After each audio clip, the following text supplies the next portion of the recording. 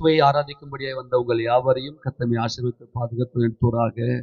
பிதா குமாரன் பரிசுத்தாவின் நாமத்தினாலே கிருபையும் சமாதானம் இரக்கம் நமக்கு என்றென்றைக்கும் உண்டாகட்டும். சிங்காசனத்தில் வீற்றிருக்கிற கர்த்தர் நம்மை ஆசீர்வதித்துக் கொண்டிருக்கிறார். அவருடைய பரிசுத்த நாம் மகிமைப்படுவதாக. ஜூன் மாதம் 2026 இந்த முதலாவது மாதம் இந்த நாளிலே தேவன் நமக்கு மகிமையான வாக்குத்தத்தங்களை கொடுத்திருக்கிறார். தேவன் தொடர்ந்து நாம் தேவனுடைய வசனங்களை தியானம் செய்ய போகிறோம். ஏசாயா தீர்க்கதரிசியின் புத்தகம் 54வது அதிகாரம் 17வது வசனத்தை நாம் வாசிக்கலாம். உனக்கு விரோதமாய் உருவாக்கப்படும் எந்த ஆயுதமும் வாய்க்காதே போம். உனக்கு விரோதமாய் நியாயத்தில் எழும்பும் எந்த நாவையும் நீ குற்றப்படுத்துவாய். இது கர்த்தருடைய ஊழியக்காரரின் சுதந்திரமும் என்னால் உண்டான அவர்களுடைய நீதியுமாய் இருக்கிறதென்று கர்த்தர் சொல்லுகிறார். கர்த்தருடைய பரிசுத்த நாமம் மகிமைப்படுவதாக. உனக்கு விரோதமாய் உருவாக்கப்படும் எந்த ஆயுதமும் வாய்க்காதே போம். அல்லேலூயா. உனக்கு விரோதமாய் உருவாக்கப்படும் எந்த ஆயுதமும் வாய்க்காதே போம் அப்படின்னா என்ன அர்த்தம்னா, உங்க கண்ணுக்கு முன்னாடி எந்த விரோதத்தையுமே நீங்க பார்க்க மாட்டீங்க உன் முகத்துக்கு முன்பதாக. ஏனென்றால் நீங்கள் நமது கர்த்தராகிய இயேசு ராஜாவுடைய முகத்துக்கு முன்பதாக நிற்கிறீர்கள். உங்களை ஒருபோதும் அவர் சோர்ந்து போக விடுவதில்லை. ஏனென்றால் இரக்கத்தில் ஐஸ்வர்யம் உள்ளவர், அவர் மகிமையின் கர்த்தரானவர். உனக்கு விரோதமாய் உருவாக்கப்படும் எந்த ஆயுதமும் வாய்க்காது. ஆமென் சொல்லுங்க பார்க்கலாம். இந்த உனக்கு விரோதமாய் என்பது எங்க உருவாகுதுன்னா அந்தரங்கத்துல நமக்கு தெரியாம அநேக திட்டங்கள் எல்லாம் உருவாகும். இதுல நீங்க ஆவிக்குறி ரீதியில பாத்தீங்கன்னா சத்துரு விரோதமாய் நமக்கு விரோதமா நிறைய காரியங்களை திட்டம் தீட்டுமா. ஆனா இன்னைக்கு கர்த்தர் சொல்றாரு, உனக்கு விரோதமாய் உருவாக்கப்பட எந்த ஆயுதமாக இருக்கட்டும், அந்த எந்த ஆயுதம் அப்படின்னு சொல்றது எதுவுமே உனக்கு முன்பாக நிற்க முடியாது. உங்க வளர்ச்சிக்கு முன்பதாக, உங்களுடைய வாழ்க்கையில் நீங்கள் போகிற இந்த பாதையில தேவ திட்டத்துக்கு முன்பதாக எந்த ஆயுதமும் வாய்க்காது. அது மாத்திரமல்ல, உனக்கு விரோதமாய் நியாயத்தில் எழும்பும் எந்த நாவையும் நீ குற்றப்படுத்துவாய். சில வேளைகளில சத்துருக்கள் நமக்கு விரோதமாக எழும்பி வருவாங்க. காரியங்கள் எல்லாம் மாற்றும்படியாய், காரியங்கள் எல்லாம் வாய்க்க செய்யக்கூடாதபடிக்கு சில காரியங்களை ஏற்படுத்தி வருவாங்க. அது நடக்காத பட்சத்துல என்ன செய்வாங்கன்னா, நமக்கு விரோதமான வார்த்தைகளை சொல்லி நமக்கு விரோதமாய் அநேக காரியங்களை குற்றப்படுத்துவார்கள். நல்லா கவனிங்க, அநேக காரியங்களை குற்றப்படுத்துவார்கள். ஆனா கர்த்தர் இங்க சொல்றாரு, அந்த காரியமும் உனக்கு வாய்க்காது. உனக்கு விரோதமா நியாயத்துல எழும்புகிற எந்த நாவையும் நீ குற்றப்படுத்துவாய். அந்த அளவுக்கு உனக்கு நீதியிலே நீ ஸ்திரப்பட்டிருப்பாய். அல்லேலூயா சொல்லாமா? அந்த அளவுக்கு நீதி உனக்கு இருக்கும். இதை சொல்றது யாருக்காக இந்த வாக்குத்தத்தங்களை கொடுக்கிறார் அப்படின்னா, இது கர்த்தருடைய ஊழியக்காரருடைய சுதந்திரம். நாம் சுதந்திரித்துக் கொண்டோம். நீங்கள் என்னுடைய ஊழியக்காரர் என்று கர்த்தர் இங்க நமக்கு வாக்குத்தத்தம் கொடுக்கிறார். கரங்களுக்கு ஆமென் சொல்லாமா? இது எவ்வளவு பெரிய ரகசியம், எவ்வளவு பெரிய மாபெரும் ஆசீர்வாதம் தெரியுமா? யான் ஊழியக்காரன். அதாவது கர்த்தர் நமக்கு ஒரு நல்ல ஹானர் பண்றார், நம்மை கனப்படுத்துகிறார். நீ என் ஊழியக்காரன் தான். அது மாத்திரமல்ல, இது என்னால் உண்டான அவருடைய நீதியா இருக்கிறது. நான் தான் அவருடைய நீதியா இருக்கிறேன். இந்த வாக்குத்தத்தம் எப்பொழுது நாம் சுதந்திரித்துக் கொண்டோம் என்றால், யுத்தம் கர்த்தருடையது. ஆமென் சொல்லுங்க பார்க்கலாம். நம்மை அழைத்த அழைப்பினுடைய நோக்கம் என்ன? யுத்தம் கர்த்தருடையது. என்னைக்கு ஒரு ஆத்துமா நான் எதை குறித்த நான் கலங்க தேவையில்லை, எனக்கான யுத்தம் என் கர்த்தருடையது. தேவ பக்தியின் ரகசியம், அன்பான தேவ ஜனமே, ஒரு ரகசியத்தை புரிந்து கொள்ளுங்கள். தேவ பக்தியின் ரகசியம் என்ன தெரியுமா? எனக்கான யுத்தம் என் கர்த்தருடையது. அதுதான் ஜீவன். அதுதான் இயேசு ராஜாவுடைய ஜீவன். நமக்காக ஜீவன் கொடுத்திருக்கிற நமது கர்த்தராகி இயேசு ராஜா நமக்கு நிர்ணயித்திருக்கிற அந்த ஓட்டம் என்ன அப்படின்னா, யுத்தம் கர்த்தருடையது. எனக்கான யுத்தம் என் கர்த்தருடையது என்கின்ற அந்த விசுவாசத்துல தான் நம்ம எல்லாவற்றையுமே மேற்கொள்ளுகிறோம். அப்போ இந்த இடத்துல நமக்கு என்ன நடக்கிறது என்று சொன்னால், தேவனுடைய வார்த்தையை கர்த்தர் நமக்கு கொடுத்திருக்கிறார். இந்த வார்த்தையினுடைய ரகசியம் என்ன அப்படின்னா, எனக்கான யுத்தம் என் கர்த்தருடையது. அல்லேலூயா சொல்லாமா? எனக்கான யுத்தம் என் கர்த்தருடையது. யார் அவருடைய ஊழியக்காரர்கள் அப்படின்னா, எனக்கான யுத்தம் என் கர்த்தருடையது, என் கர்த்தர் எனக்காக யாவையும் செய்து முடித்திருக்கிறவர். இதை என்னைக்கு ஒரு மனிதன் உணர்ந்து கொள்கிறானோ அவன் நீதியில ஸ்திரப்பட்டவன், அவனுக்கு முன்பதாக எந்த ஒரு ஆயுதமுமே வாய்க்காதே போய்விடும் என்று கர்த்தர் சொல்லுகிறார்.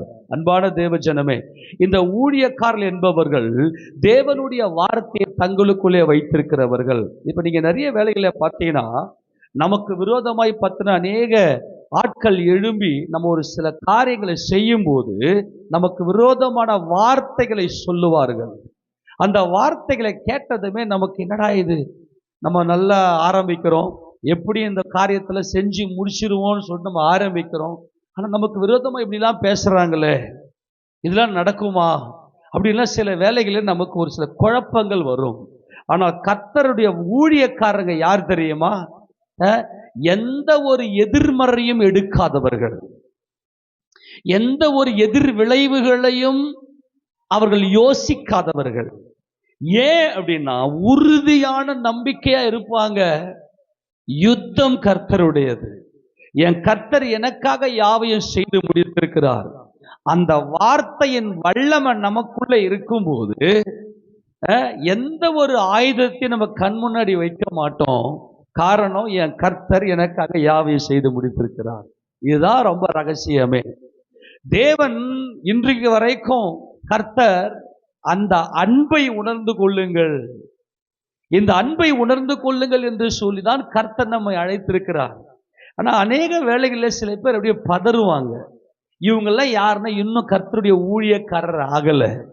கர்த்தருடைய ஊழியக்காரர்னா யாருன்னா, யுத்தம் கர்த்தருடையது, என் கர்த்தர் எனக்காக என்னென்னலாம் செய்திருக்கிறார் பார். நேற்று அதுதான் உங்களுக்கு சொன்னேன். எனக்கு எதுனா கிடைக்குமா, ஆண்டவர் எனக்கு எதுனா செய்வாரா அப்படின்னு ஆரம்ப ஸ்டேஜில் உள்ள வருவோம் நம்ம. அவங்கெல்லாம் பார்த்தீங்கன்னா உலகத்தின் காரியங்களுக்காக அவங்க கர்த்தரை அறியாதவர்கள், கர்த்தருடைய வார்த்தையை அறியாதவர்கள். ஆனால் கர்த்தருடைய வார்த்தையை பூரணமாய் அறிந்தவர்கள், கர்த்தர் எனக்காக என்னென்னலாம் செய்திருக்கிறார் பார் என்கிற பார்வை, அந்த வெளிச்சம் வரும் பாருங்க, அவங்க தான் கர்த்தருடைய ஊழியக்காரர்கள். அவங்க செய்வாங்க பாருங்க அறிக்கைய, வாக்குத்தத்தங்கள் எல்லாம் இயேசு கிறிஸ்துவுக்குள்ள பரிபூர்ணப்பட்டிருக்குது என்பதை அறிந்திருக்கிறவர்கள். இதே ஏசாயா புத்தகத்துல 44ஆம் அதிகாரத்துல அங்க 25, 26 வசனங்களை வாசிங்களேன். நான் கட்டுக்கதைக்காரரின் குறிகளை அபத்தமாக்கி குறி சொல்லுகிறவர்களை நிர்மூடராக்கி ஞானிகளை வெட்கப்படுத்தி அவர்கள் அறிவை பைத்தியமாக பண்ணுகிறவர். நல்லா கவனிங்க, நமக்கு விரோதமா கட்டுக்கதைகளை அப்படி அவிழ்த்து விடுவாங்க, கதை கட்டுவாங்க. எப்படி நம்முடைய காரியங்கள், நம்முடைய குடும்பங்கள் கட்டப்படும் போது, நம்முடைய காரியங்களை நடத்த ஆரம்பிக்கும் போது நமக்கு விரோதமாய் அந்த ரங்கத்துல கட்டுக்கதைகளும் குறி சொல்லுவாங்க. அப்படியா, அவங்க இந்த காரியத்தை செய்வாங்க, அது ஒண்ணும் இல்லாம போயிடும், அவங்க இதை செய்வாங்க, அது வீணா போயிடும், அப்படி எல்லாம் குறி சொல்லுவாங்க. எத்தனை பேருக்கு இதெல்லாம் அனுபவங்கள் இருக்குது? நீங்க ஒரு காரியத்தை ஆரம்பிப்பீங்க, குறி சொல்றவங்க எழுந்து குறி சொல்லுவாங்க, இதெல்லாம் ஒண்ணும் நடக்காது, உங்க திட்டங்கள் வாய்க்காது, இது பலிக்காது, அப்படிலாம் சொல்லி என்ன பண்ணுவாங்கன்னா செய்வாங்க. கர்த்தர் சொல்றாரு, இந்த கட்டுக்கதைக்காரர், இந்த குறி சொல்லுகிறவர்கள், இவங்களை எப்படி ஆக்குவனா, கட்டுக்கதைக்காரர்களை அபத்தமாக்கிடுவேன், குறி சொல்லுகிறவர்களை நிர்மூடமாக்கிடுவேன், ஞானிகளை வெட்கப்படுத்தி. இப்போ சில வேளைகளில் நம்மெல்லாம் ஒரு சில காரியங்களை செய்யும் போது குறுக்க புகுந்து தாங்கள்லாம் பெரிய ஞானிகள், இது எல்லாம் நம்மளை பயமுறுத்தும் தெரியுமா, இது இப்படி செய்யக்கூடாது, இது வேற மாதிரிலாம் போயிடுமே அப்படின்னு சொல்லி நம்மளை பயமுறுத்துவார்கள். ஐயோ நம்ம தப்பா செஞ்சிட்டோமோ, நம்ம தவறா இந்த காரியத்தில் நுழைஞ்சிட்டோமோ, இது வாய்க்குமோ. நீங்க நம்மளாம் சில வேளைகளில் நம்ம நினைப்போம், எதிரி என்பவன், சத்துரு என்பவன் டைரக்டா வேற மாதிரி நல்லா கையில ஆயுதங்கள்லாம் தூக்கிலாம் வருவாலாம் சொல்லி நம்ம கூட கை கோத்து பழகிற மாதிரியே பழகி உள்ள பிசாசு விதையை விதைச்சிட்டு போயிடுவான். பெரிய ஞானத்தை நமக்கு கொடுக்குற மாதிரி, நமக்கு நல்ல ஆலோசனை கொடுக்குற மாதிரிலாம் உள்ள வருவான். கர்த்தர் இது எல்லாவற்றையுமே கூர்ந்து கவனிக்கிறார். எப்படி? கட்டுக்காத விடுவான், உனக்கு விரோதமா குறி சொல்லுவான். இன்னொரு விஷயத்த சொல்ற, நல்லா கவனிச்சுங்க. இந்த மனுஷனுடைய வார்த்தைகள் இருக்கு பாருங்க, இந்த குறி சொல்ற ஆவி, இந்த குறி சொல்ற ஆவி என்பது நமக்கு அகைன்ஸ்டா அந்த மனுஷிக ஆவி வரும்போது அது பயங்கர பவரா வரும். சில வேளைகளில் சத்துரு அவங்களுக்குள்ள இருப்பாங்க. நீங்க இந்த வார்த்தைகளுக்கெல்லாம் எச்சரிக்கையா இருக்கணும்.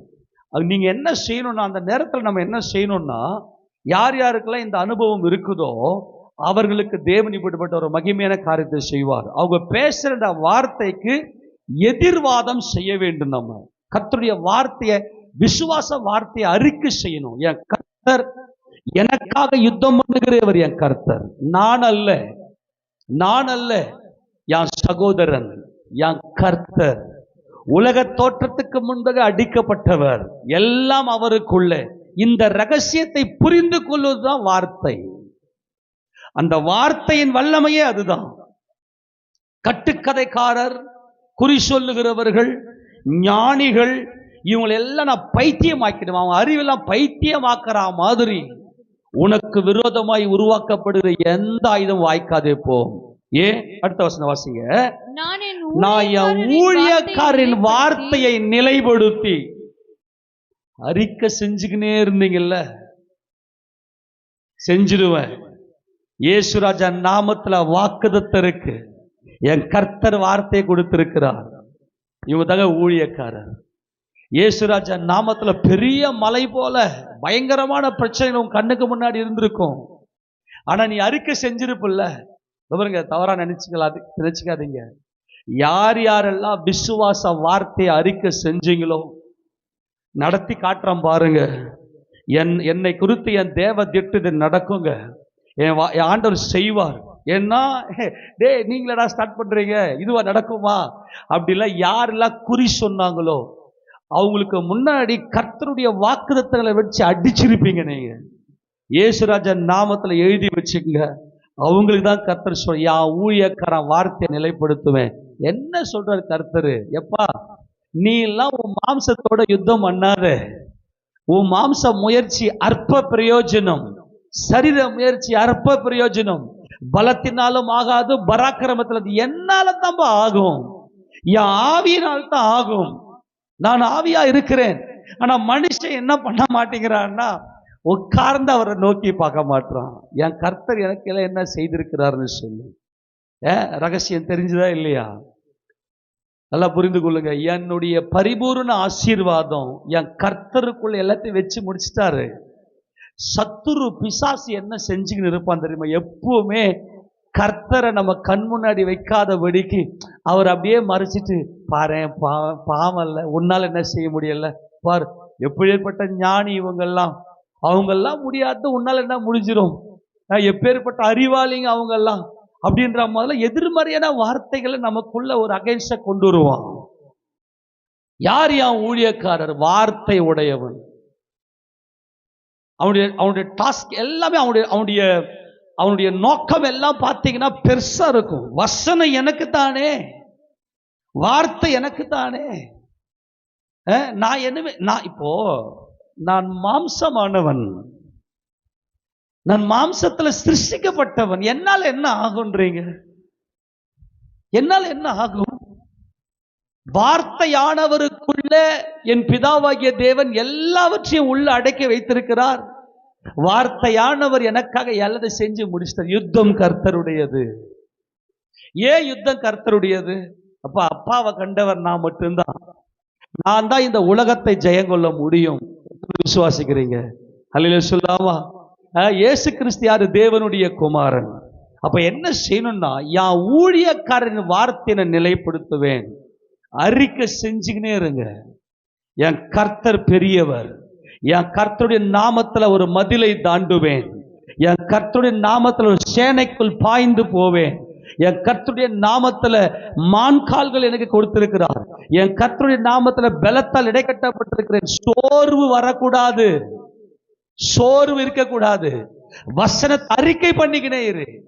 கர்த்தர் இங்க சொல்றாரு, நான் என் ஊழியக்காரின் வார்த்தையை நிலைப்படுத்தி என் ஸ்தானாபதிகளின் ஸ்தானாதிபதிகளின் ஆலோசனையை நிறைவேற்றி குடியேறுவாய் என்று எருசலேமுக்கும்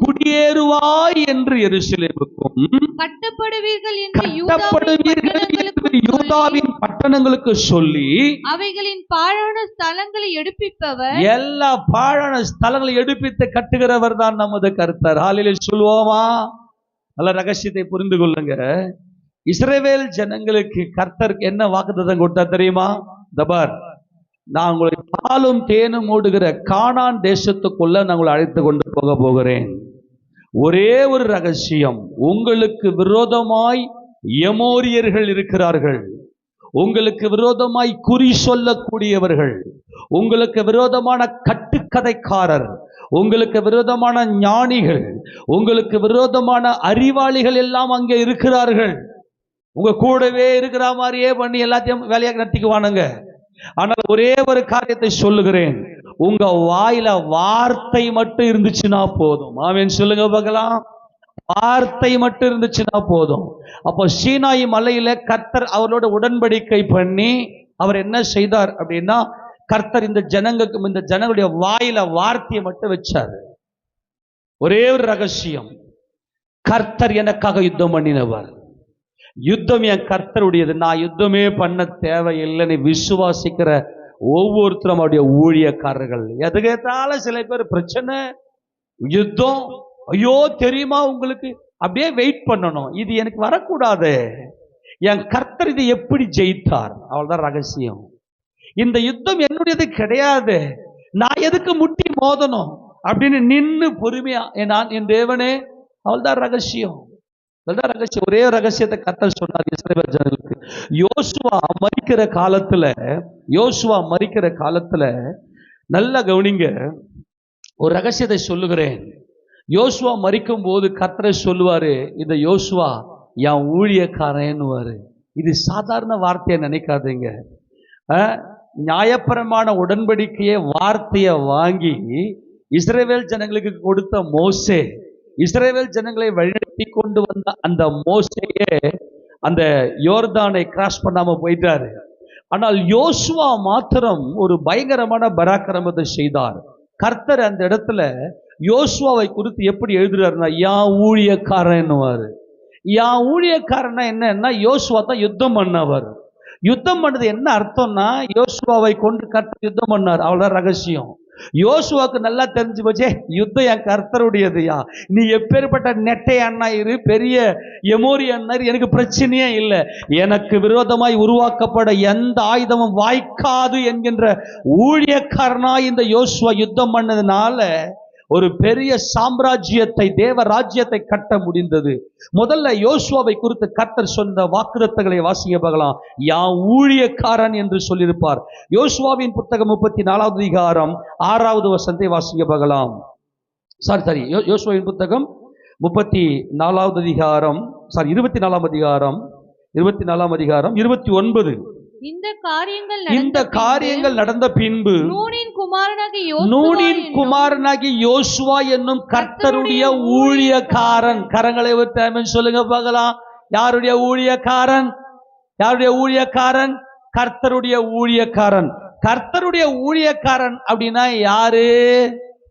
கர்த்தர் எனக்காக யுத்தம் பண்ணுகிறவர். அல்லேலூயா. இத புரிஞ்சிருச்சுன்னா உன் மனசுக்குள்ள அவ்வளவு இளைப்பாறுதல். இந்த இளைப்பாறுதல் தான் தேவனுடைய புத்திரர்கள். யோசுவாவை குறித்து வேதம் சொல்லுகிறது, கர்த்தருடைய ஊழியக்காரன். கர்த்தருடைய ஊழியக்காரன் என்ன பண்ணார் தெரியுமா? இஸ்ரவேல் ஜனங்களுக்கு காணியாட்சியை பங்கிட்டு கொடுத்துட்டு அவர் என்ன சொல்றாரு பாருங்க. இதே 24ஆம் அதிகாரத்துல 12-13 வசனங்களை வாசிக்க பார்க்கலாம். எமோரியரின் 2 ராஜாக்களையும் உங்கள் பட்டயத்தாலும் உங்கள் வில்லாலும் நீங்கள் துரத்தவில்லை. கரங்களை உயர்த்தி ஆமென் சொல்லுங்க. அல்லேலூயா சொல்லுங்க பார்க்கலாம். அல்லேலூயா சொல்லுங்க பார்க்கலாம். நல்லா கவனிக்கணும். எமோரியருடைய 2 ராஜாக்கள், சீகோன், ஓக் என்கின்ற ஒரு பயங்கரமான எமோரியர்கள். அவர்கள் கீலேயாத்தினுடைய அந்த பகுதியிலே அவர்கள் இருந்தார்கள். அவர்கள் தான் முதல் எதிரிகளாக வந்து நின்னாங்க. இப்ப யோசுவா சொல்றாரு, ஏன்னா நல்லா கவனிங்க, அங்க யுத்தம் பண்ணாங்க இஸ்ரவேல் ஜனங்கள் எழுத்தின்படியே. ரகசியத்தை புரிந்து கொள்ளுங்கள். என் ஊழியக்கார் யார் தெரியுமா? டேய், நீங்க யுத்தம் பண்ணலடா, கர்த்தர் யுத்தம் பண்ணார்டா. ஹல்லேலூயா, ஆமென் சொல்லுங்க ப்ளீஸ். இந்த ரகசியத்தை புரிந்து கொண்டீங்கன்னா உங்க வாழ்க்கையில பயங்கரமான ரகசியங்க இது. நல்லா கவனிங்க, ஒரு காரியத்தை நீங்கள் செய்யும் போது நீங்க தான் போய் வாதாடுறீங்க, நீங்க தான் அந்த பிரச்சனையை ஃபேஸ் பண்றீங்க. நீங்க ஒரே ஒரு காரியத்தை புரிந்து கொள்ளுங்க, எந்த அல்ல இது, என் கர்த்தர் செய்து முடித்த ஜெயம் இது. யுத்தம் என் கர்த்தருடையது, அவங்க தான் என் ஊழியக்காரர், அவங்களுக்கு விரோதமா ஒரு ஆயுதமும் கிடையாது. அவன் என்ன செய்யறான், அந்த சீகோனும் ஓகும் என்ன செய்தாங்கன்னா, தங்களுடைய ஜனங்களை அழைத்து கொண்டு இஸ்ரவேலை எதிர்க்க வந்தார்கள். எழுத்தின்படியே யுத்தம் நடந்துச்சு. ஆனா யோசுவா இங்க என்ன சொல்றாருன்னா, நீங்க உங்க ஈட்டியிலையும் உங்க பட்டயத்துல யுத்தம் பண்ணல. அதை வாசித்துக்கு வரலாமா? என்னாகமத்தின் புத்தகம் 21 திருப்பிங்களே. என்னாகம் 21ல இவர் அங்க என்ன செய்யறாரு பாருங்க, வாசிக்க பார்க்கலாம். என்னாகம் 21வது அதிகாரம். இந்த முதல்ல சீகோனை பார்க்கலாம். இந்த சீகோன் என்ன செய்யறான்னா, 21ஆம் வசனத்தை வாசிங்க. 21. அப்பொழுது இஸ்ரவேலர் எமோரியரின் ராஜாவாகிய சீகோனிடத்தில் ஸ்தானாபதிகளை அனுப்பி, நல்லா கவனிக்கிறதுல நமக்கு நல்லா தெரியும். சரி, தொடர்ந்து வாசி. உமது தேசத்தின் வழியை கடந்து போகும்படி உத்தரவு கொடுக்க வேண்டும். நாங்கள் வயல்களிலும் திராட்சை தோட்டங்களிலும் போகாமலும் துறவுகளின் தண்ணீரை குடியாமலும் உமது எல்லை கடந்து போகும் மட்டும் ராஜபாதையில் நடந்து போவோம் என்று சொல்ல சொன்னார்கள். சீகோன் தன் எல்லை வழியை கடந்து போக இஸ்ரவேலுக்கு உத்தரவு கொடாமல் தன் ஜனங்கள் எல்லாரையும் கூட்டிக் கொண்டு இஸ்ரவேலருக்கு விரோதமாக வனாந்தரத்திலே புறப்பட்டு யாகாசுக்கு வந்து இஸ்ரவேலரோட யுத்தம் பண்ணினார். சரி, நல்லா கவனிங்க. அதே மாதிரி இந்த ஓக் என்ன பண்றான் பாருங்க. 33ஆம் வசனத்தை வாசி. பின்பு பாசானுக்கு போகிற வழியாய் திரும்பி விட்டார்கள். அப்பொழுது பாசான் ராஜாவாகிய ஓக் என்பவன் தன் சமஸ்த ஜனங்களோடும் அவர்களை எதிர்த்து யுத்தம் பண்ணும்படிக்கு எத்ரேக்கு புறப்பட்டு வந்தான். நல்லா கவனிங்க, இந்த எமோரியரின் 2 ராஜாக்களும் என்ன செய்தார்கள்? இஸ்ரவேலுக்கு விரோதமாக வந்து யுத்தம் பண்ணினார்கள். அப்ப யுத்தம் பண்ண என்ன எதில் பண்ணுவாங்க? ஈட்டியோடும் பட்டயத்தோடும் இதில் தான் யுத்தம் பண்ணுவாங்க இல்லையா? இப்ப யோசுவா இங்க என்ன சொல்றாரு அப்படின்னா, தபாரு, நீங்க யுத்தம் பண்ணீங்க, ஆக்சுவலா நீங்க பண்ணல. கரகளை சொல்லுங்க. இந்த ரகசியம் பெருசுங்க. பாருங்க, நீங்க தான் ஒரு இடத்துல போயிட்டு வாக்குவாதம் நடக்குது, நமக்கு விரோதமா ஒரு சில காரியங்கள் நடக்குது, எல்லா பிரச்சனையும் கண்ணுக்கு முன்னாடி நிற்குது. ஆனால் தேவனுடைய வார்த்தையின் ரகசியம் என்னவென்று சொன்னால், தேவன் இந்த இஸ்ரவேல் ஜனங்களை 40 ஆண்டு காலமாக வனாந்தரத்திலே வழிநடத்தி கொண்டு வந்த நோக்கம் என்னவென்று சொன்னால், யுத்தம் கர்த்தருடையது. வார்த்தை மாத்திரம் உங்களுக்குள்ளே வந்துருச்சுன்னா, நீ அமைதியா, நீ இளைப்பாறுதலா, நீ சமாதானம் இருக்கணும், நீ ஊழியக்காரனாக இருக்க வேண்டும். இப்போ யோசுவா இங்க என்ன சொல்லி இந்த ஜனங்களை திடப்படுத்துகிறார்? வாசி அந்த வசனம். இப்போ யோசுவா 24ஆம் அதிகாரம் 12ஆம் வசனம். எமோரியரின் 2 ராஜாக்களையும் உங்கள் பட்டயத்தாலும் உங்கள் வில்லாலும் நீங்கள் துரத்தவில்லை. நான் உங்களுக்கு முன்பாக குளவிகளை அனுப்பினேன், அவைகள் அவர்களை உங்கள் கண் முன் நின்று துரத்திவிட்டது. உங்கள் கண் முன் நின்று துரத்திவிட்டது. நான் அவர்களுக்கு முன்னதாக குளவிகளை அனுப்புவேன். இந்த குளவிகள் என்பது தேவனுடைய வார்த்தையின் வல்லமையை பெற்ற உன் கண்ணுக்கு முன்னாடி உன் சத்துரு நிற்க முடியாது. கரெக்ட் சொல்லாமா? உனக்கு விரோதமாய் உருவாக்கப்படும் எந்த ஆயுதமும் வாய்க்காதே போம் என்றால், உன் கண்ணுல மகிமையின் கர்த்தரை நோக்கி கொண்டிருக்கிறாய். உன் கண்ணுக்கு முன்னதாக மகிமையின் கர்த்தர் இருக்கிறார். கர்த்தருடைய பரிசுத்த நாம மகிமைப்படுவதாக. தேவ ஜனமே, நான் குளவிகளை அனுப்புவேன். இந்த குளவிகள் என்பது தேவனுடைய வார்த்தையின் வல்லமை. இதுதான் இந்த ரகசியம் மட்டுமே தேவனுக்கு தேவை. என்ன தேவை? வார்த்தையின் வல்லமை. இந்த குளவிகளை நான் உங்களுக்கு முன்னாக அனுப்பி உனக்கு முன்னாடி இருக்கக்கூடிய சத்துருக்கள் அத்தனை பேரை நிர்மூலமாக்குவேன். அன்பாய் சொல்லுகிறேன் தேவஜனமே, கர்த்தருடைய வார்த்தையை நம்புங்க, கர்த்தருடைய வார்த்தையை பிடிங்க. இது எனக்கு ஜீவனானது. இந்த வார்த்தையின் ரகசியமே என்னன்னா, இளைப்பாறுதல், ரெஸ்ட், ஒரு பீஸ்.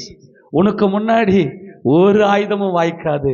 ஏன்னா நான் குளவிகளை அனுப்புகிறேன். இந்த குளவி, இந்த ஹார்னெட் அப்படின்னா என்னது? மலைக்குழவி. மலைக்குழவி இது வண்டு அல்ல, குளவி. குளவிக்கு என்ன இருக்கும்? குளவிக்கு என்ன இருக்கும்? விஷம் இருக்கும், அதுல கொடுக்கு இருக்கும். இந்த வார்த்தையின் வல்லமை போய் அவர்களை கலங்கடிச்சு அவர்களை இல்லாமல் செய்துவிடும். நல்லா கவனிங்க. குளவி கூட என்ன யுத்தம் பண்ணுவீங்க? குளவிகள் எப்படி போவோம்? கூட்டமா போவோம்.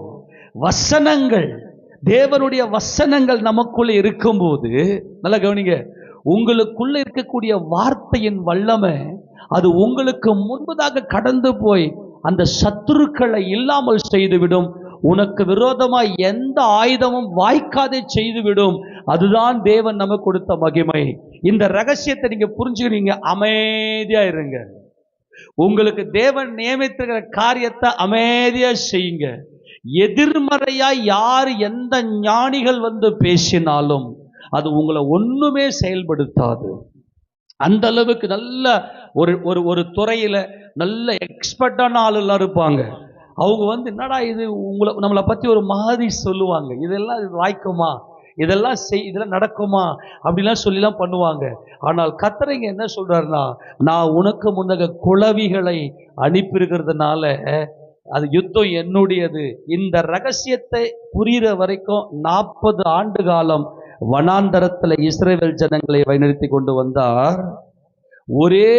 ரெண்டே 2 பேர் மட்டும்தான் இதை புரிந்து கொண்டார்கள்.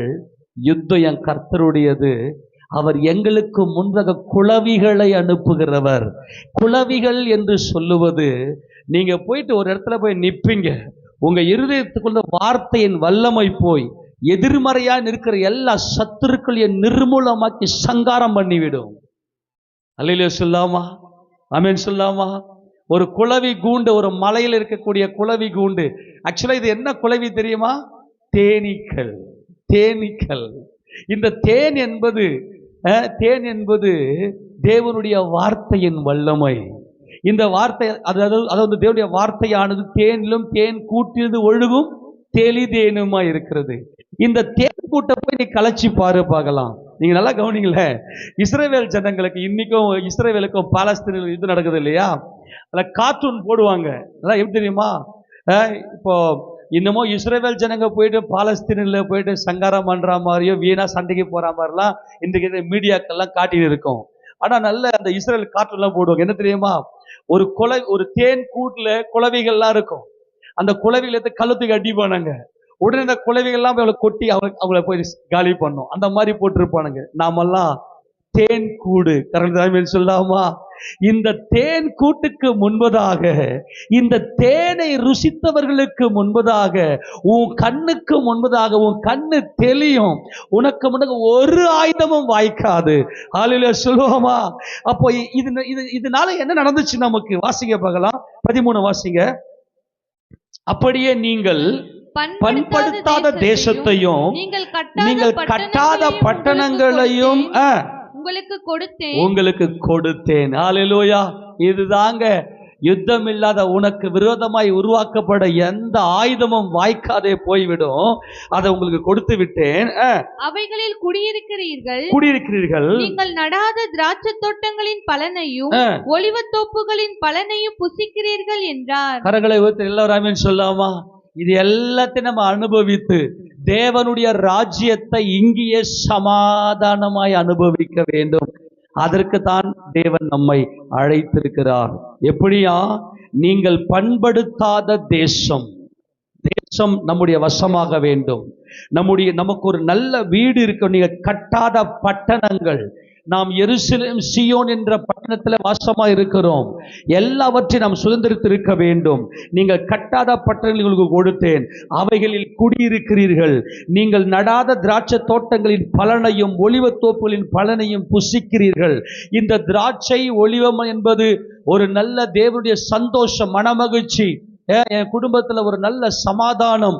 இந்த மகிமையான காரியத்தை தான் தேவன் நமக்கு கொடுக்கிறார். இது இயேசு கிறிஸ்துவின் நாமத்துல மட்டும்தான் நம்முடைய குடும்பத்தை கட்ட முடியும். ஆமென் சொல்லாமா? மறுபடியும் சொல்லுகிறேன், தேவனுக்கு தேவையானது என்ன? குடும்பம் தான் தேவனுக்கு தேவை. அப்ப அந்த குடும்பத்துல நீங்கள் பண்படுத்தாத தேசம், நீங்க கட்டாத பட்டணம், அதுல குடியிருக்க வேண்டும். அந்த குடியிருப்புல திராட்சையும் ஒலிவத்தையும் புசிக்க வேண்டும். ஒலிவம் என்பது அபிஷேகத்தையும், திராட்சை என்பது ரட்சிப்பின் சந்தோஷத்தையும் காண்பிக்கிறது. எல்லாரும் ஆமென் சொல்லாமா? இந்த சந்தோஷமும் இந்த தேவனுடைய மகிமையின் அபிஷேகமும் நமக்குள்ள என்றென்றைக்கும் நிலைத்திருக்க வேண்டுமேயானால் யுத்தம் கர்த்தருடையது. எந்த ஆயுதமும் எனக்கு முன்னாடி இல்லை, யுத்தம் கர்த்தருடையது என்கின்ற வசனத்துடைய வார்த்தையின் வல்லமை உங்களுக்குள்ள வந்துருச்சுன்னா எதையும் தைரியமா செய்வீங்க. ஏன்னா எனக்கு முன்னாடி குழவி போகிறது. வார்த்தையின் வல்லமை. நீ தேனி கூட்டம். நீ யார்? நீ தேனி கூட்டம். அந்த வசனத்தை வாசிங்க. யாத்திராகமம் 23வது அதிகாரத்துல 27வது வசனத்தை வாசிங்க பார்க்கலாம். எனக்கு பயப்படும் பயத்தை உனக்கு முன் செல்லும்படி செய்வேன். இந்த பாரு, எனக்கு பயப்படுற பயம் எது? கர்த்தருக்கு பயந்து அவர் வழிகளில் நடக்கிறவன் எவனோ, எனக்கு பயப்படுற பயத்தை நான் உனக்கு முன்னாடி இதுதான் கர்த்தருடைய வார்த்தைக்கு பயப்படுகிற பயம். இதுதான் குளவி, இதுதான் தேன். வார்த்தையின் வல்லமையில நிரம்பி இருக்கிற தேவ ஜனமே, உங்களுக்கு விரோதமாய் உருவாக்கப்பட எந்த ஆயுதம் வாய்க்காது. ஆமென் சொல்லுங்களேன். தேவனுடைய வார்த்தையின் ரகசியங்களை அறிகிறீர்கள். கர்த்தராகிய இயேசு கிறிஸ்துவை குறித்த மகிமையை அறிகிறீர்கள். அப்ப கர்த்தருங்க சொல்றாரு, எனக்கு பயப்படும் பயத்தை நான் உனக்கு முன்னாடி அனுப்புகிறேன். நீ கர்த்தருக்கு பயப்படுகிற கர்த்தருக்கு பயப்படுகிற உனக்கு விரோதமாய் நீ பயப்படுற மாதிரி எந்த ஆயுதமும் முன்னாடி நிற்காது. ஏன்னா மகிமையின் கர்த்தர் உனக்கு முன்னக கடந்து போகிறார். அவர் சொல்றாரு பாருங்க, நீ செல்லும் இடம் எங்கும் உள்ள ஜனங்கள் எல்லாரும் என்ன பண்ணுவ? கலங்கடிப்பேன். உனக்கு விரோதமா எந்த ஆயுதமும் வாய்க்காது. உனக்குள்ள என்ன இருக்கு? குளவி இருக்கிறது, வார்த்தையின் வல்லமை இருக்கிறது. நீ தேனி. அல்லேலூயா. நீ தேன் கூடு. உன்னிலிருந்து தேன் கூட்டிலிருந்து தேன் ஒழுகிறது.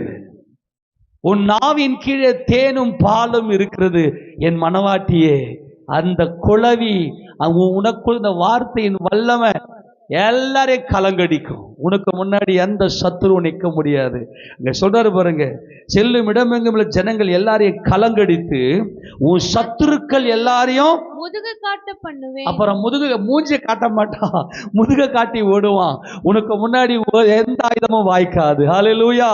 அங்க சொல்றாரு பாருங்க, உன் முகத்துக்கு முன்னின்று ஏவியரையும் கானானியரையும் ஏத்தியரையும் துரத்திவிட குளவிகளை உனக்கு முன்னே. ஏங்க முகம்ன்றாரு? உன் முகத்துக்கு முன்னதாக ஒரு சத்துரும் ஒரு ஆயுதம் வாய்க்காது என்றாரு. ஏன்னா உன் இருதயத்துல அவர் முகம் பதிந்து விட்டது. ஹல்லேலூயா. இந்த வேத வசனத்தை நீங்க ஆராய்ந்து பார்த்தீங்கன்னா கிறிஸ்து தான் அந்த ஒரு மகிமையின் முகம், அந்த மலர்ந்த முகம்தான் உனக்குள்ள தென்படும். அதனால கர்த்தர் சொல்றாரு, உன் முகத்தினின்று ஒரு சத்து நிற்க முடியாது.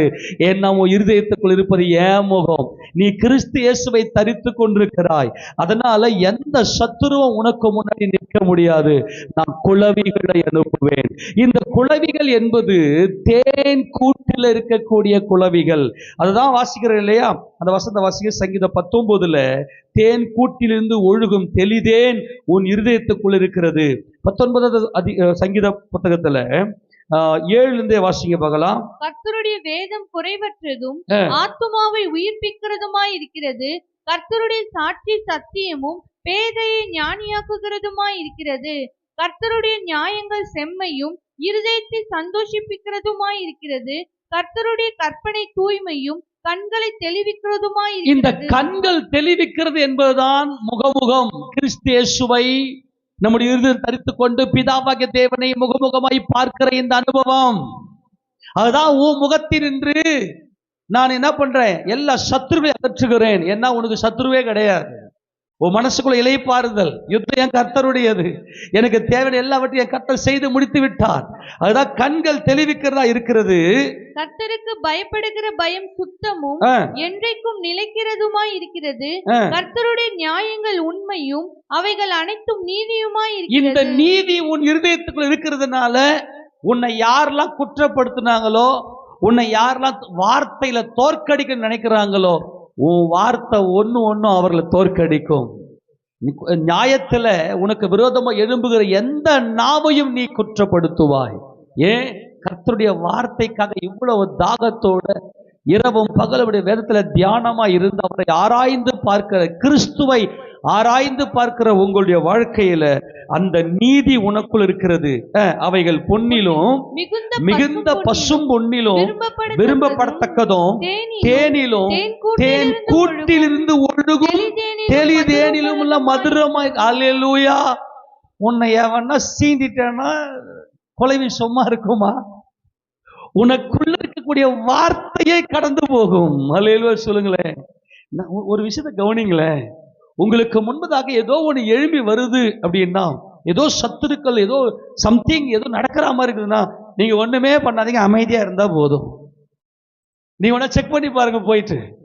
தேன் கூட்டுல கவனிங்க. இப்ப நான் அண்டாத்தூர் பக்கமா வாக்கிங் போலான்னு போனேன். அப்ப அந்த புதர்ல பார்த்தோம்னா கிட்டதான், ரொம்ப கிட்டதான் எவ்வளோ பெரிய தேன் கூடு, பார்க்கறதுக்கு ரொம்ப நல்லா இருந்துச்சு. ஐயோ, அந்த தேன் கிடைச்சா எவ்வளோ நல்லா இல்லையா? பியூர் தேன் இல்லையா? சும்மா ஒன்றும் இல்லை, ஒரு கல்லுகளும் தூக்கி போட்டால் என்ன ஆகும்? விட்டுருமா அந்த குளவிகள்? காரணம் நல்லா கவனிங்க. நாம் தேன் கூடாக இருக்கிறோம். கர்த்தராகிய இயேசு கிறிஸ்துவை நம்முடைய இருதயத்தில் தரித்திருக்கிற அந்த மகிமையின் முகம், மகிமையின் கர்த்தரை நாம் நம்முடைய இருதயத்தில் வைத்திருக்கணும். அப்படி ரெஸ்டர், நீ அமைதியா இரு. ஒரே ஒரு காரியத்தை மட்டும் புரிஞ்சுக்க. உனக்கு முன்னாக இருக்கிற ஏனாக்கின் புத்திரை கண்டு நீ பயப்பட தேவையில்லை. நீ பார்த்துட்டு அமைதியா இருந்தா போதும். இவங்க என்ன பண்ணாங்க? வேவு பார்க்க போனவங்க என்ன பண்ணாங்க? ஐயோ, அவங்க பார்வைக்கிறாங்க வெட்டுக்கிளி காலி. இவனுங்க உன்னை இவன் இவன் இவன் இவன் கண்கள் தெளியல. என் கர்த்தர் எனக்காக யுத்தம் பண்ணுகிறவர் என்கின்ற வெளிச்சம் இவன் கண்ணுல இல்ல. ஆனா யோசுவாவுக்கும் காலேபுக்கும் இருந்துச்சு. யோசுவா ரொம்ப கேர்ஃபுல்லா நடத்தின்னு வந்தாரு ஜனங்களை. பாரு, எச்சரிக்கை, யுத்தம் நம்முடையதில்ல, நம் கர்த்தருடையது. ஆமேனா? உன் கண்ணு மட்டும் தெளிவா இருந்துச்சுன்னா போதும். நல்லா கவனிங்க. அவைகள் தேனிலும் தேன் கூட்டிலிருந்து ஒழுகும் தெளிதேன். யோசுவா, நீ தேசத்தை சுதந்திரித்துக் கொள்ளணும்னா நீ ஒண்ணுமே பண்ணாத, கலங்காத, திகையாத. இரவும் பகலும் என் வார்த்தையில மட்டும் தியானம் பண்ணிடு, அது மட்டும் போதும். அவ்வளவுதான். வார்த்தையை நம்புறவங்களுக்கு, வார்த்தையை பற்றி கொண்டவர்களுக்கு, வார்த்தையை பிடித்து கொண்டவர்களுக்கு சத்துருவே கிடையாதுங்க. உனக்கு விரோதமா ஒரு ஆயுதமும் இல்லை. அந்த ஆயுதங்களை என் கர்த்தர் நிர்மூலமாக்கி விட்டார். இன்னமும் மன சஞ்சலம் வேணாம். இன்னமும் வனாந்தரத்தில் விழுந்து போன இஸ்ரவேலர்களை போல கைகாலம் நடுங்கி கொண்டிருக்க வேண்டாம். வியாதியா இருக்கட்டும், வியாதியை கண்டு எதுக்கு பயம்? அல்லது உன் வாழ்க்கையில் கடன் பிரச்சனையா இருக்கட்டும், அல்லது ஏதோ வீடு கட்ட போற, பிள்ளைகளை படிக்க வைக்க போற, எந்த காரியம் இருக்கட்டுங்க, யுத்தம் என் கர்த்தருடையது என்கின்ற ரகசியம் நீ தேனி. உனக்குள்ள குளவிகள் இருக்கிறது, உனக்குள்ள வசனங்கள் இருக்கிறது. அவங்க தான் யார்? ஊழியக்காரர். உனக்கு உள்ள இருக்கக்கூடிய வார்த்தைகள் போய் காரியத்தை வைக்க செய்யும், கொட்டிடும், ஆளை காலி பண்ணிடும். உனக்கு முன்னாடி எந்த சத்துரு நிற்க முடியாது. அந்த ஒரு மகிமையை தான் கர்த்தர் நமக்கு கொடுத்திருக்கிறார். யோசுவாவுக்கு சொன்ன ஒரே ஒரு காரியம், நீ கலங்கிடாத, திகைத்திடாத. அது எப்படி நம்ம வாசிடே, கலங்கிட போற, எதாச்சும் பார்த்து திகைச்சிட போற. ஏன் 40 வருஷம் கர்த்தர் தண்டிச்சாரு அவங்கள? இஸ்ரவேல்ல ஏன் 40 வருஷம் தண்டிச்சாரு? அதை பார்த்து கலங்கினான், பயந்தான். ஏனாக்கின் புத்திரை கண்டோம். எங்களுடைய பார்வைக்கு நாங்க வெட்டுக்கிளி மாதிரி இருந்தோம், அவன் பார்வைக்கு நாங்க அப்படித்தான் இருந்தோம். இதெல்லாம் போய் நீங்க எடுத்து வாசித்து பாருங்க. அவனை ஆண்டா, நீ என்ன பார்க்கலடா, நீ உன் அன்பை நீ பார்க்கலடா. உன் அன்பு நான் என் நீதி நியாயங்களை நீ அறியாமல் போயிட்ட. உன் ஜீவன் நான். நீ அமைதியா இரு. நீ அமைதியா பாலும் தேனும் மட்டும் சாப்பிடு, திராட்சையும் ஒளிவை மட்டும் சாப்பிடு. உனக்காக நான் எவ்வளவு பெரிய அன்பை நான் வெளிப்படுத்துகிறேன் பாருன்னு சொல்றாரு. இவன் பார்க்க மாட்டானுங்க. ஆனா யோசுவா என்கிற ஊழியக்காரன், அது எவ்வளவு பெரிய மகிமையான வார்த்தை இல்லையா? என் ஊழியக்காரன், ஏன்? அவன் என்னை தரிசிக்கிறான், அவன் கண்கள் தெளிந்திருக்கிறது. யோசுவாவின் கண்கள், இந்த இஸ்ரவேல் ஜனங்களுடைய கண்கள் தெளிந்திருக்கிறது. நான் அவனுக்கு கட்டளை கொடுத்தேன், யோசுவா நீ இரவும் பகலும் என் வேதத்தை மட்டும் நீ ஜாக்கிரதையா நீ கை கொண்டு மட்டும் கட்டளை கொடுத்தேன். அதை மாத்திரம் கரெக்டா செஞ்சான். அவ்வளவுதான் கான்செப்ட். இதுக்கு தாங்க வராரு நமக்கு. நீ எதை குறித்தும் பதறவே பதறாத, என்ன இருக்குது என்ன இல்லைன்னா சொல்லவே சொல்லாது. என் ஊழியக்காரனுடைய சுதந்திரம், என்னால் அவர்களுக்கு உண்டாகிற நீதி, இந்த நீதி என்பது பாவம் அறியாத அவரை நமக்காக பாவமாக்கினார். எப்படி? நாம் கிறிஸ்துவுக்குள் தேவனுடைய நீதியாகும்படியாக, நாம் கிறிஸ்துவுக்குள் தேவனுடைய நீதியாகும்படியாக பாவம் அறியாத அவரை நமக்காக பாவமாக்கினார். இயேசு கிறிஸ்து நீதியா இருக்கிறார். நல்லா கவனிங்க. சில வேளைகளில் நம்முடைய கேரக்டரை குறித்து சில ஜனங்க நமக்கு விரோதமா பேசுவாங்க. பேசினதுமே நமக்கு ஒரே பயங்கர எரிச்சல் வரும், கோபம் வரும். அது என்ன அர்த்தம்னா, நீங்க இன்னும் கிறிஸ்துவின் நீதியை பற்றி கொள்ளவில்லை. நான் யாருன்னு எனக்கு தெரியும், என் கர்த்தர் என் நீதியா இருக்கிறார். கிறிஸ்து இயேசுவுக்குள்ளாக நாம் தேவனுடைய நீதியாகும்படிக்கு பாவம் அறியாத அவரை நமக்காக பாவமாக்கினார். இந்த நீதி நமக்குள் இருக்க வேண்டும். இந்த நீதி உனக்குள் இருந்துச்சுன்னா எங்கேயுமே நீ தோக்கவே மாட்டேன். சில வேளைகள் எல்லாரும் நம்மளை பார்த்து ஒரு மாதிரியான வார்த்தைகளை சொல்லுங்க, அடிச்ச அடி கூட மறந்துடும். ஆனா சொல்லப்பட்ட வார்த்தைகள் உள்ள போய் உறுத்தும், அப்படியே அப்படியே உள்ள போட்டு கசக்கி பிழியும் நம்மளை. கர்த்தர் சொல்றாரு, யான் நீதியை அறிந்திருக்கிற ஜனமே, உனக்கு விரோதமாய் ஒரு வார்த்தை யார் யாரெல்லாம் உனக்கு விரோதமா பேசினாங்களோ அவங்கள நீ குற்றப்படுத்துவாய் என்றுதான் கர்த்தர் இங்கே சொல்லுகிறார். ஆலியா சொல்லாமா? கவனிங்க, அந்த வசனத்தை வாசிக்க பார்க்கலாம். 149ஆம் சங்கீதத்துல நாம் ஆளுகை செய்யும் போது எப்படிப்பட்ட ஆளுகை செய்ய போறோம்? கர்த்தருடைய நீதி நமக்குள் இருக்கிறதுனால நாம் ஆளுகை செய்யக்கூடியவர்களாக. வாசிங்க 149ஆம் சங்கீதம் 6வது வசனம் 7வது வசனம் தொடர்ந்து வாசிங்க. ஜாதிகளிடத்தில் பழிவாங்கவும், ஜாதிகளிடத்தில் பழிவாங்கவும், ஜனங்களை தண்டிக்கவும். நல்லா கவனிங்க. இப்ப ஏசப்பாவுடைய நித்திய ராஜ்யம் வரப்போகுது, 1000 வருட அரசாட்சி வரப்போகிறது. அப்ப நம்ம என்ன செய்ய போறோம்னா, ஜாதிகளத்துல பழி வாங்க போறோம், ஜனங்களை தண்டிக்க போறோம். ஏன்னா இயேசு ராஜாவுடைய நீதி நமக்குள் இருக்கிறது, அவருடைய வார்த்தையின் வல்லமை நமக்குள் இருக்கிறது. கர்த்தராக இயேசு கிறிஸ்து எனக்காக யாவையும் செய்து முடித்த யுத்தம் கர்த்தருடைய அந்த மகிமை நமக்குள் இருக்கிறது. சத்துரு நமக்கு இல்லை. இயேசு கிறிஸ்துடைய நீதி நமக்குள் இருக்கிறதுனால நம்ம ஜாதிகளை பழி வாங்கி ஜனங்களை தண்டிக்கிறதுக்கு அவர்களுடைய ராஜாக்களை சங்கிலிகளாலும் அவர்களுடைய மேன்மக்களை இருப்பு விலங்குகளாலும் கட்டவும். மோடி எல்லாம் கூப்பிட்டு, அப்புறம் இன்னும் இந்தோனேஷியா பிரதமர், அப்புறம் பிலிப்பைன்ஸ் பிரதமர், அப்புறம் இந்த பக்கம் மலேசியா, இந்த பக்கம் ஆஸ்திரேலியா, இந்த மாதிரி மிடில் ஈஸ்ட்ல போனீங்கன்னா ராஜா கிங் அவங்களாம் பார்த்தீங்கன்னா இன்னும் பார்த்தீங்கன்னா அந்த அரச பரம்பரை, நாங்கள் தான் ராஜா, ஏசு ராஜா மட்டும் தான்டா ராஜா. அல்லேலூயா. அவங்களாம் சங்கிலியில கட்டி பெரிய பெரிய பணக்காரர் அம்பானி, அப்புறம் பெரிய பெரிய ஆட்கள் எல்லாம் இப்படி சங்கிலியில கட்டி வாங்கடா எங்க நியாயம் இருக்க போகிறோம். அதுக்கு என்ன காரணம்? நமக்குள் இருக்கக்கூடிய கிறிஸ்துவின் வார்த்தையின் வல்லமை.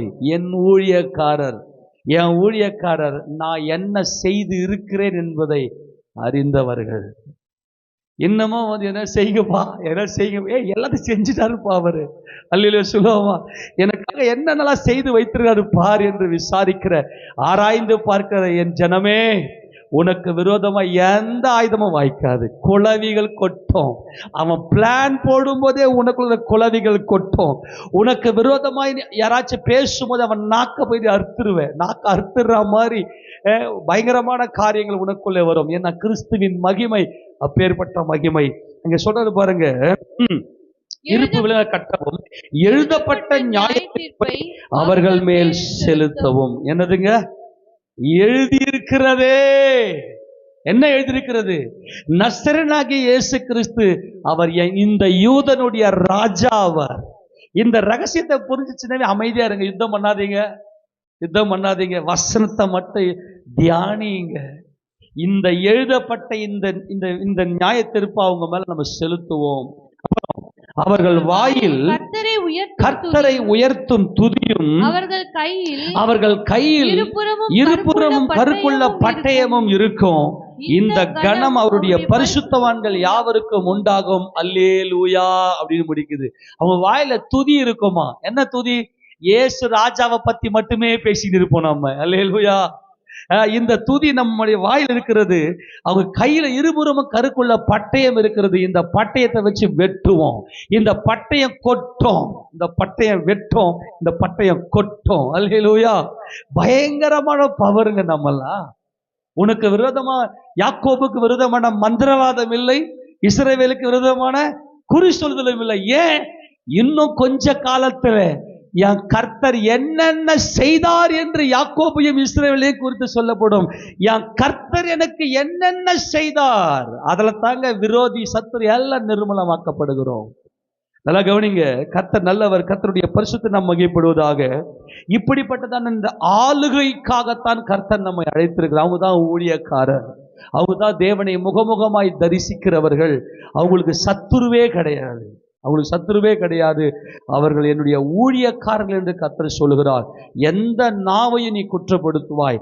யாரெல்லாம் இன்றைக்கு இயேசு ராஜாவை ஆராதிக்காம, யாரெல்லாம் இன்னைக்கு இயேசு ராஜாவுக்கு விரோதமாக இருக்கிற எல்லாரையும் நீங்க குற்றப்படுத்துவீர்கள்.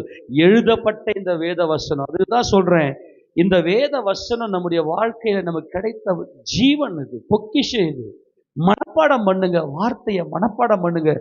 இருதயத்தில் இந்த வேத வசனம் தரித்து கொள்ளுங்க. வசனத்தை மனப்பாடமா சொல்லுங்க. பிள்ளைகளுக்கு இந்த வசனத்தை கொடுங்க. கர்த்தர் நமக்கு என்னென்னைக்கும் அவர் நம்மோடு கூட இருப்பாராக. இவர்கள் தான் தேவனுடைய ஊழியக்காரர்கள். சாபம் இல்லாதவர்களாக முகமுகம் என்கிற மகிமையில, முகத்துக்கும் முன்பதாக எந்த சத்துருவும் இல்லை என்ற மகிமையில தேவன் நம்மை கொண்டு போகிறார். அந்த வசந்த வாசத்தை நம்ம முடிக்கலாம். நித்திய ஆளுகை செய்கிறவர்கள். வெளிப்படுத்தின விசேஷம் 22ஆம் அதிகாரத்துல இந்த ஊழியக்கார முகத்தை தரிசிப்பார்கள். வாசிங்க அந்த வசனம், 22வது அதிகாரம், அதுல 3 வாசிங்க பார்க்கலாம். இனி ஒரு சாபமும் இராது. தேவனும் ஆட்டுக்குட்டியானும் இருக்கிற சிங்காசனம் அதில் இருக்கும். அவருடைய ஊழியக்காரர் யாருங்க? யாருங்க? அவருடைய ஊழியக்காரர். ஹல்லேலூயா. தேவனும் ஆட்டுக்குட்டியானும் சிங்காசனம். நம்முடைய இருதயத்துக்குள்ள அந்த சிங்காசன மகிமை வந்துடும்.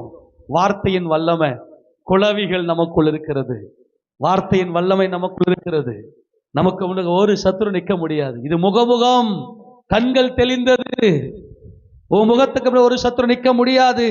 அவர்கள் அவருடைய ஊழியக்காரர் அவரை சேவிக்கிறார்கள், அவருடைய சமூகத்தை தரிசிக்கிறார்கள். வாசிங்க, அவருடைய ஊழியக்காரர் அவரை சேவித்து அவருடைய சமூகத்தை தரிசிப்பார்கள். அவருடைய நாமம் அவருடைய நெற்றிகளில் இருக்கும். கர்த்தருடைய பரிசுத்த மகிமைப்படுவதாக. அங்கே ராக்காலம் இராது. விளக்கும் சூரியனுடைய வெளிச்சம் அவருக்கு வேண்டுவதில்லை. தேவனாகிய கர்த்தரே அவர்கள் மேல் பிரகாசிப்பார். அவர் சதா காலமும் அரசாளுவார். அதுதான், எந்த நாவையும் நீ குற்றப்படுத்துவாய், உனக்கு விரோதமாய் நியாயத்தில் எழும்பும் எந்த நாவையும் நீ குற்றப்படுத்துவாய் என்பது நீ ஆளுகை செய்வாய். நீ ஆளுகை செய்வாய். ஒரு சத்துருவும் எந்த ஆயுதமும் உனக்கு முன்னாடி நிற்க முடியாது. எந்த ஒரு குற்றப்படுத்துகிறவனும் உனக்கு நிற்க முடியாது. குற்றப்படுத்துகிறவன் தாழ தள்ளப்பட்டு போனான். கர்த்தருடைய பரிசுத்த நாமம் மகிமைப்படுவதாக. ஆக நல்லா தெரிந்து கொள்ளுங்க, கர்த்தருடைய இந்த வார்த்தையின் வல்லமை, இந்த எழுதப்பட்ட இந்த நியாய தீர்ப்பு என் இருதயத்துக்குள் இருக்கிறது. இந்த வசனத்தை நான் தாகத்தோடு நான் கேட்டுக்கொண்டிருக்கிறேன். இந்த வசனத்தை நான் தியானித்துக் கொண்டிருக்கிறேன். இரவும் பகலும் தியானமா இருக்கிறது. இதனுடைய வெளிச்சம் என்னன்னா, சிங்காசன மகிமை. பிதாவாகிய தேவனும் ஆட்டுக்குட்டியானவருக்கு சிங்காசன மகிமை தான் நம்முடைய கண்முன் நிற்கும். ஆக அவர்களை முகமுகமாய் தரிசிக்கிற மகிமை இருந்துச்சுன்னா நம்முடைய முகத்துக்கு முன்னாக ஒரு சத்துருவும் நிற்க முடியாது. ஹல்லேலூயா. அதான் கர்த்தர் சொல்றாரு, இனிமே நீங்க சத்துருவே பார்க்க மாட்டீங்க. எந்த ஆயுதம் உங்களுக்கு கண்முன் நிற்காது. எந்த ஒரு குற்ற வார்த்தை நம்ம கண்முன் நிற்க முடியாது. அவருடைய ஊழியக்காரர் என்று கர்த்தர் நம்ம இன்னைக்கு அழைத்துக் கொண்டார். கர்த்தருடைய பரிசுத்த நம்ம மகிமைப்படும் நம்ம முழங்கால் நிற்கலாம். அன்பின் ஆண்டவரும் எங்கள் இரட்சகருமாய் இருக்கிறவரே, எங்களுக்கு